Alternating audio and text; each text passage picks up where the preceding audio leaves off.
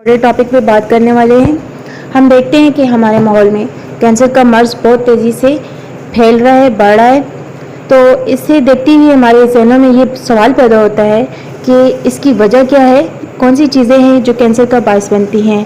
तो मैं आपको बताऊं कि साइंस कोई ऐसी एग्जैक्ट काजेज़ तो इसकी डिफ़ाइन नहीं कर सकी, लेकिन कुछ ऐसे फैक्टर हैं जिनको साइंस मानती है कि उसके पीछे काम करते हैं। आज हम उन फैक्टर्स को देखेंगे।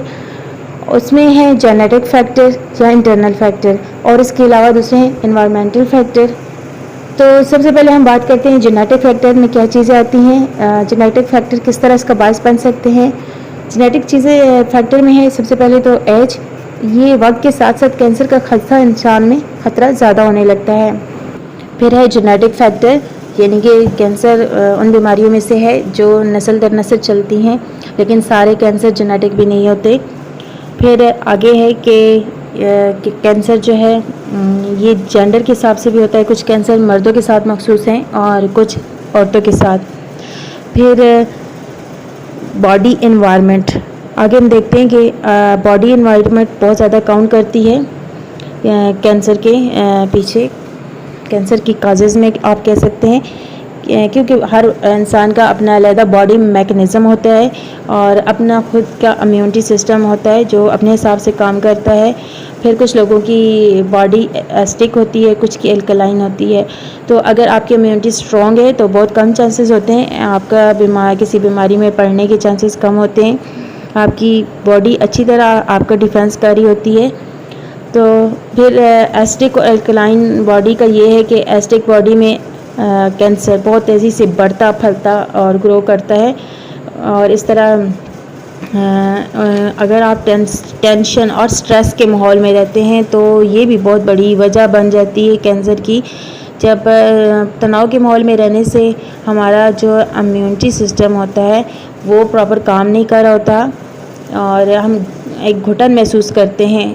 और इस तरह घुटन ज़्यादा माहौल में रहने से जिस्म के हर सेल को अच्छी तरह ऑक्सीजन नहीं मिलती और जिस्म के अंदर ख़राबी शुरू हो जाती है। अब हम दूसरे नंबर पर देखते हैं कि कैंसर के पीछे एनवायरमेंटल फैक्टर किस तरह काम कर रहे होते हैं। इसमें माहौल की टॉक्सिटी, यानी कि टॉक्सिक चीज़ों का इस्तेमाल, उनके साथ इंटरेक्शन, और खाने पीने में इस तरह की चीज़ें जो टॉक्सिटी पैदा करती हैं वो इसका बहुत बड़ा वजह होती हैं। और फिर सिगरेट और तंबाकू का इस्तेमाल, केमिकल्स के साथ इंटरेक्शन या केमिकल वाले काम या उस माहौल में रहना, ये चीज़ें भी कैंसर का बहुत बड़ी वजह बन जाती हैं। फिर एक बहुत बड़ी चीज़ जो मैं अपने आसपास माहौल में देखती हूँ जो कैंसर की बहुत बड़ी वजह है, वो है प्लास्टिक की चीज़ों का इस्तेमाल खाने पीने में। जब हम खाना पीना की चीज़ें प्लास्टिक में रखते हैं तो फिर प्लास्टिक का ये कि ये गर्म होने पर एक बहुत ही ख़तरनाक कंपाउंड जिसको BPA कहा जाता है वो रिलीज़ करती है, और उस केमिकल का बॉडी में जाना कैंसर की एक बहुत बड़ी वजह है। फिर एनवायरमेंटल फैक्टर में हमारा लाइफस्टाइल और ये प्रोसेस्ड फूड, नेचर से दूर रहना, सब्ज़ी और फलों का कम इस्तेमाल, ये भी बहुत बड़ा कैंसर का सबब बन रहा है।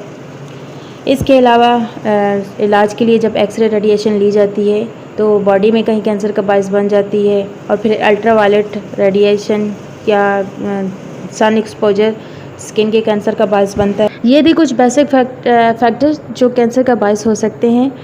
आखिर में ये अल्लाह से दुआ है कि हम सबको ऐसी गंदी मुज़ी बीमारी से बचाए और जो बीमार हैं उनको अल्लाह शिफा दे। इस वीडियो को ज़्यादा से ज़्यादा शेयर करना आपकी एक रिस्पॉन्सिबिलिटी बनती है ताकि लोगों के इसके बारे में अवेयरनेस हासिल हो। तो अपना ख्याल रखें। अल्लाह हाफ़िज़।